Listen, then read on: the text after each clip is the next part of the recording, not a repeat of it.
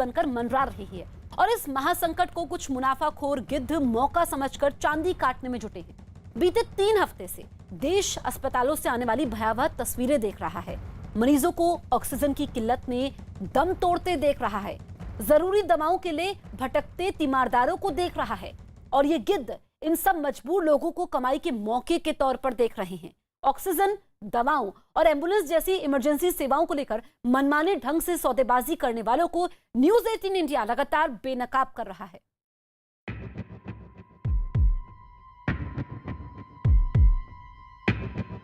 ये जो 1200 रुपए का एक पत्ता है ना, ये 3000 रुपए का मिल रहा है। अगर लेना है तो ठीक है।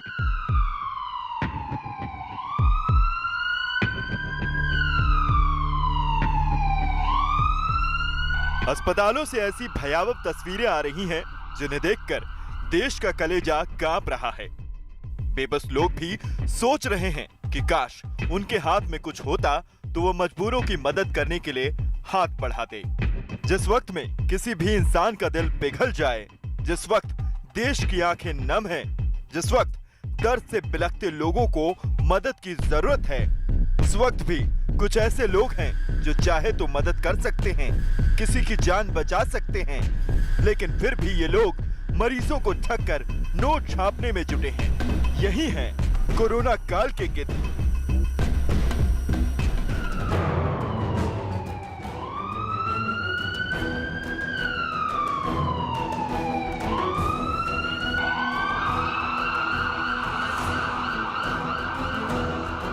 बेंगलुरु शहर कोरोना की दूसरी लहर की चपेट में छटपटा रहा है।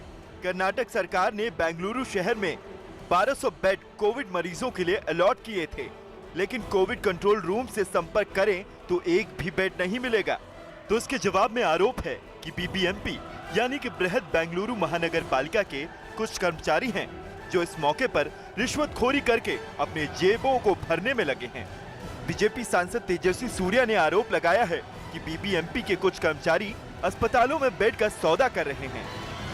A certain patient who does not need a bed is allotted a bed. Thereafter, for a period of 12 hours, the bed is reserved in his name.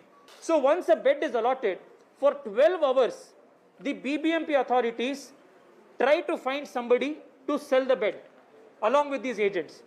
When they cannot do that, after 12 hours, the bed automatically becomes unblocked.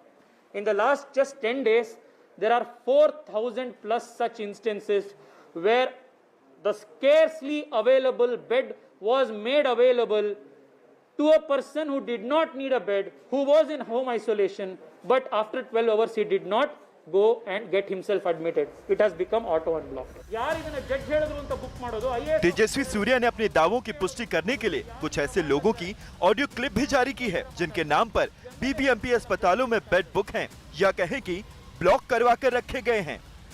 Did you get any call that there was an ICU bed booked in your name in Pristine Hospital? No, I didn't hear anything. Nobody told you anything, right? No, nobody told. BBMP call you to book any bed for you? Just once I got a call. After that, I reached out to Zonal and everybody, and I did not get any calls. Okay, were you told that a bed was booked for you, a HDO bed in Saptagiri Hospital? By BBMP, no, I was not informed. On 1st May by around 5:30 in the evening? No, I was not informed by BBMP. Okay, did you get any call on 2nd May about a general bed in Sakra Hospital? No, I did not get that call either. Surya ने कहा है कि private अस्पतालों में भी इस तरह bed के सौदे का खेल चल रहा है। This is a curious case of how in certain big hospitals admissions take place only in the wee hours of the midnight.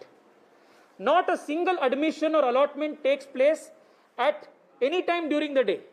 But after 12 o'clock in the night, 2:30 a.m. in the night, 10 beds are made available. 2:31 in the night, beds are allotted. 2:31, 30 seconds, all 10 beds are admitted. Tejasvi Surya के पर्दाफाश करने के बाद येदियुरप्पा सरकार ने इस मामले में जांच के आदेश दे दिए हैं। शहर शहर कोरोना मरीज के सामने मुश्किलों का अंबार खड़ा है। न्यूज़ 18 इंडिया कोरोना काल में गिद्धों के स्टिंग ऑपरेशन को दिखा चुका है कि कैसे अस्पतालों में बेड की कमी है और बेड दिलाने के नाम पर ठगी हो रही है। ऑक्सीजन की कमी है तो मुनाफाखोर ऑक्सीजन की कालाबाजारी में जुटे हैं। कोरोना मरीजों के काम आने वाली जरूरी दवाओं की कालाबाजारी भी हो रही है। साथ ही मरीजों को अस्पताल तक पहुंचाने वाले एम्बुलेंस चालक भी चंद किलोमीटर के बहुत ज्यादा और मनमाने दाम मांग रहे हैं।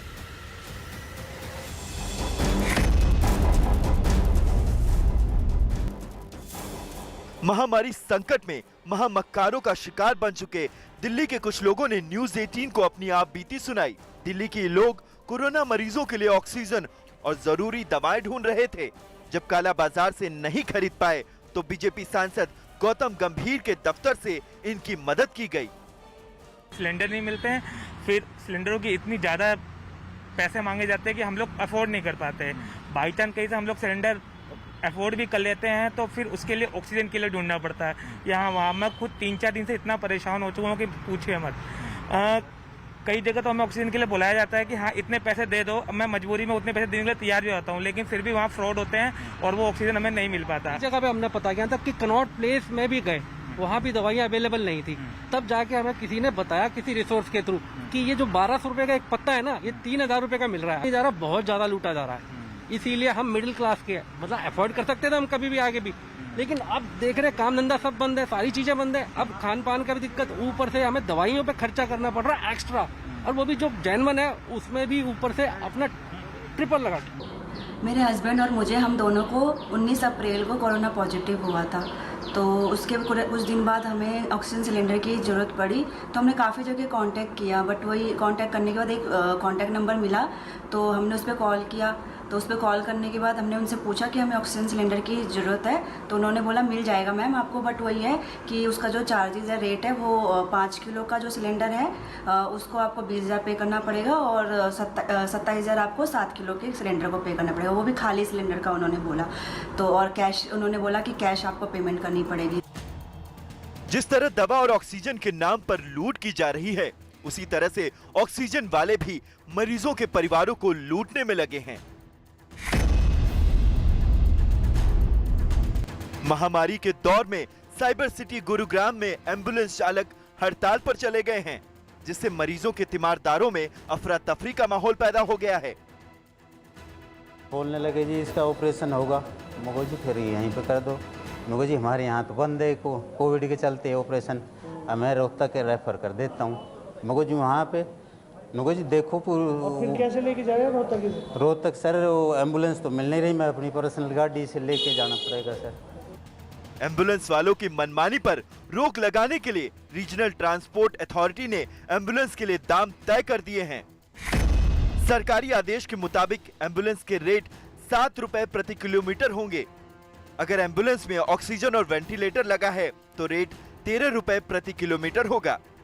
बस रेट तय करने से एम्बुलेंस यूनियन नाराज हो गई और नाराज एम्बुलेंस चालक हड़ताल पर चले गए। गुरुग्राम एम्बुलेंस चालक संघ का कहना है इतने कम दाम पर उनका खर्च पूरा नहीं होता है।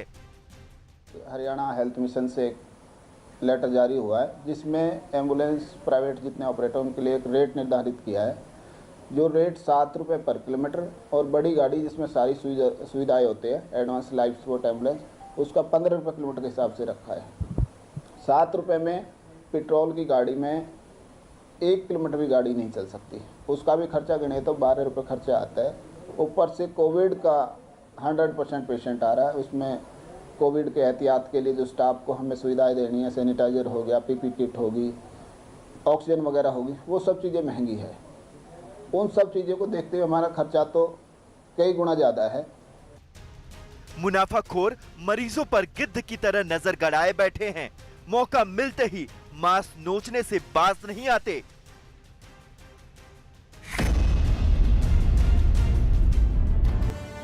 कोरोना मरीजों को नारियल पानी पीने और सही मात्रा में फल खाने की सलाह दी जाती है।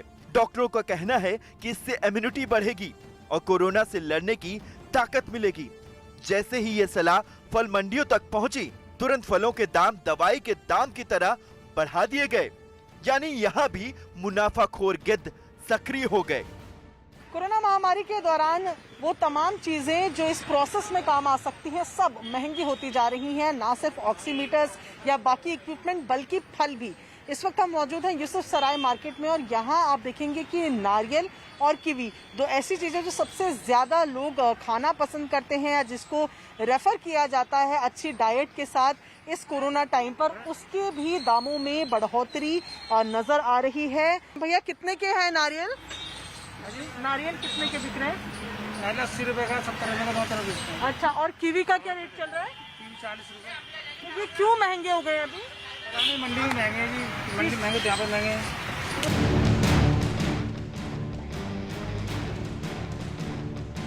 महासंकट में मुनाफा कमाने वाले इन इंसानों ने इंसानियत को मार डाला है। गिद्ध तो फिर भी मुर्दों को खाते हैं, लेकिन ये गिद्ध जिंदा इंसानों को नोचने में लगे हैं।